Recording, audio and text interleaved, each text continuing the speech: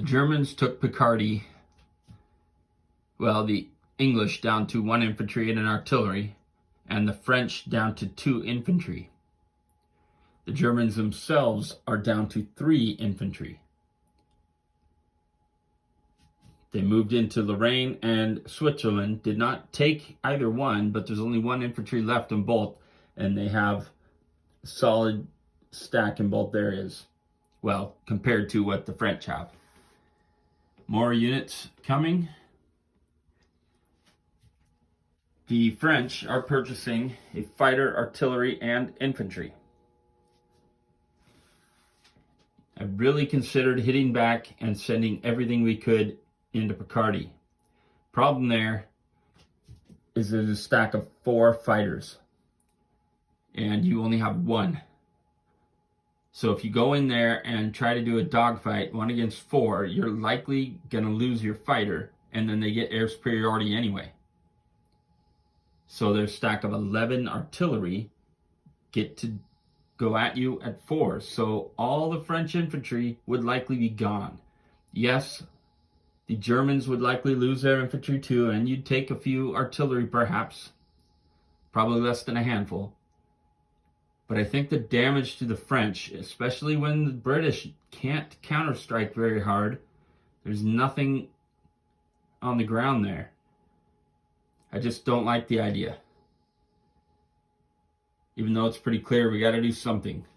So what we're going to do is we're going to attack this lone Austrian infantry 2-1.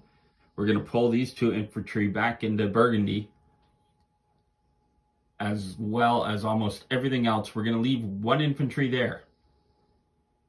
That way they cannot advance. And nobody else is going to kill that infantry, so the Germans on their next turn will have to destroy it. And they won't be able to move into Paris or Burgundy. At least that's what I'm thinking here. Not much the French can do. We'll see how it turns out. The French accumulated into Burgundy. They have 10 infantry there, and the British followed them. Only the 1 infantry for France in Picardy, which should stop the Germans from moving into Paris. The British brought over a tank, a couple artillery, and infantry into Brest. Got another fighter going on the coast there. And French did take back Marseille, so they got the IPCs for that. Down here, they moved 1 of their infantry into Greece. They're hoping to hold the border territory here with this sea zone so they can easily move units in when they can afford to send them this way, as they need them in all these other places pretty badly. The British did not attack anywhere.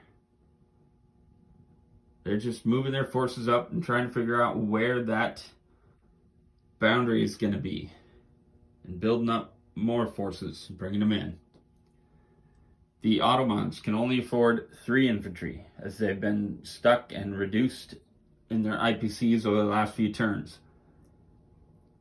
But they are going to attack 2 different zones. Here into Ankara, there's 1 infantry. They're moving everything they have, with the exception of 2 infantry that are moving into Smyrna. And the reason we're not moving everything into Ankara is because once the Austrians move out, the British could try to get sneaky and transport a couple units, plus the 1 here in Smyrna, back into Constantinople. And all the Ottomans will have are these 3 infantry.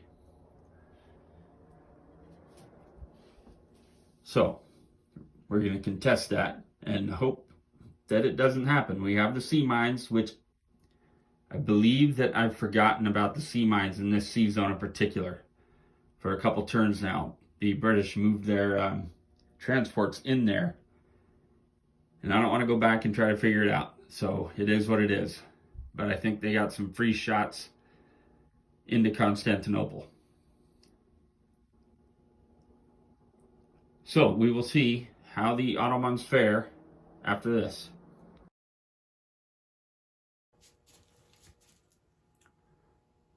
Ottomans were successful in Ankara. their entire stack of artillery, 4 infantry, and a tank. I don't think the British are a threat as of right now. And they eliminated the single infantry in Smyrna, leaving only 3 infantry in Constantinople. And after the Austrians move out, we'll see if they decide to leave something there. But that was it. The most IPCs the Ottomans have had in quite a few rounds, 16 total. And the Italians, of course, went after that. They bought 4 infantry and artillery, stacked everything up in Rome. That's all they could do. They did move a transport over here to Spain to help carry one of these units over. And the Americans are purchasing infantry and artillery. And they will be stacking all of them onto transports. Now they are making 2 attacks. They're attacking into Albania, 3 infantry artillery to 1. And they are attacking into Piedmont, 3 infantry and an artillery. I don't think I'm going to take the 2nd artillery in. I think instead we're going to send it up to Burgundy. But as much as we'd like to take these units and help in Piedmont or help in Albania, they all have to go to Rome. That'll get them their 2nd fighter and as much as infantry as we can get there for now.